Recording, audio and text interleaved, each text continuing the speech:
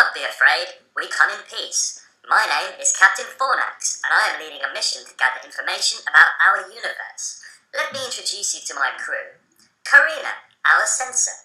Her role is to explore the planet and use her heightened sensory powers to extract data about the environment. For each item she discovers, she enters the data into a report card and passes them to Andromeda, our classifier.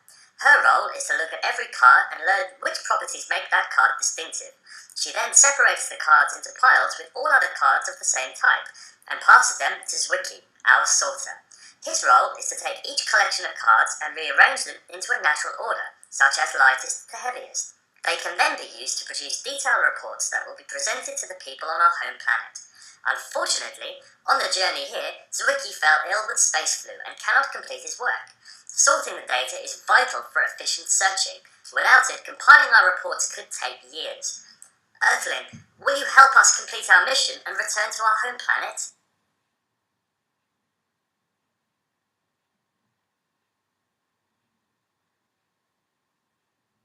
Hello, Earthling. Thank you for agreeing to help. There is much work to be done.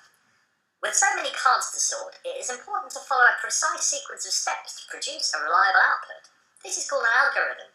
Before we can begin, I must teach you the famous algorithm Zwicky uses for sorting, called bubble sort. There are three important things you must know.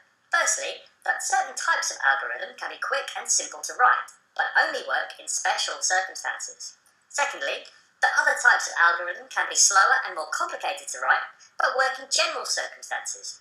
This means a single algorithm can be used for many different problems, so in the long run, it can save time and effort. Thirdly, how the bubble sort algorithm actually works. Now let's begin. You will have encountered algorithms in your everyday life, such as cooking recipes. But the steps inside a recipe are written specially for the ingredients provided. Imagine if you used the ingredients for pasta, but the recipe for curry. The meal would be inedible. Let's look at what this means in terms of a sorting algorithm. Here is an example of a collection of cards that Zwicky will sort. We want to rearrange these cards into ascending order. That means smallest on the left and largest on the right. To easily reference the cards, we have given each position a number from 0 to 6. This is called the index. Because the collection is small, we can easily see that the card at index 4 has the lowest value, so we swap it with the card at index 0. We can also see that the card at index 5 has the highest value, so we swap it with the card at index 6. Next, we swap the card at index 3 with the card at index 5 and the card at index 1 with the card at index 2. And we're finished. We've successfully created an algorithm to sort the cards. However, in the same way a cooking recipe only works with the correct ingredients, this algorithm only works if the cards are in a specific order at the start. Let's demonstrate this by shuffling the cards and running the algorithm again. This time, after the same 4 steps are finished, the collection is not sorted. The algorithm didn't produce the correct output because its steps are written for special inputs. So, is it possible to write a recipe with steps so general that it can take any set of ingredients and still produce an edible meal? Well, yes, but it would be complicated. Thankfully, our task is much simpler and there are already many generalized sorting algorithms we can choose from. We just need to know how to use them. So let's take a look at how a generalized algorithm might work in the real world.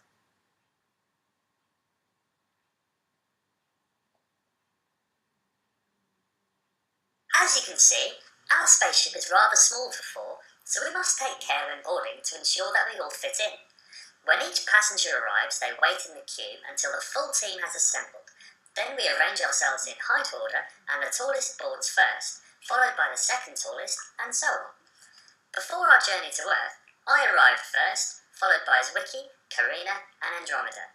However, this was not always the case. Because of this, we use a sequence of steps that is independent of our order of arrival, but always guarantees to finish with the crew in the correct order to board. Let me explain. We start at the back of the queue with Andromeda.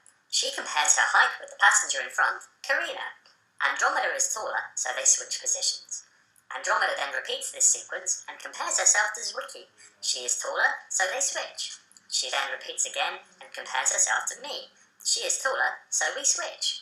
There is now nobody in front of her in the queue to compare with. We have passed through each person in the queue from left to right, found the tallest person along the way, and positioned them at the front of the queue. However, as you can see, the sequence of steps we followed hasn't sorted the remaining passengers. So, what should we do? Well, the answer is to repeat them, because every time we repeat them, a new passenger will be put in their correct position. If we repeat the steps once for each passenger in the queue, then the whole queue will be sorted. And good news, if 3 out of 4 people are guaranteed to be in their correct positions, then logically, person 4 must be 2, so we actually need to repeat the steps once less than we thought, only 3 instead of 4 times. So let's try running through again. We start at the back of the queue with Karina. She compares her height with the passenger in front, Zwicky. Karina is taller, so they switch positions. Karina then repeats this sequence and compares herself to me. She is taller, so we switch. Now the person in front of Karina is Andromeda, and we know Andromeda is the tallest of all the passengers, so we don't need to waste time making a comparison. Karina is now in her final position in the queue. But the queue still isn't fully sorted, so let's run through one last time. We start at the back of the queue with Zwicky. Zwicky compares his height with the passenger in front, me. Zwicky is taller, so we switch places. Now the person in front of Zwicky is Karina, and we know Karina is in her correct position, so we don't make a comparison, and this run-through is finished. And that's it. We've executed our sequence 3 times, so we are certain that the queue is correctly sorted, regardless of the starting order. This method works by moving the largest values from left to right, or it can be said that the largest values appear to bubble up from the bottom to the top. This is not just any generalized sorting algorithm, this is the bubble sort algorithm. Now let's take a look at how we can use it to sort our cards.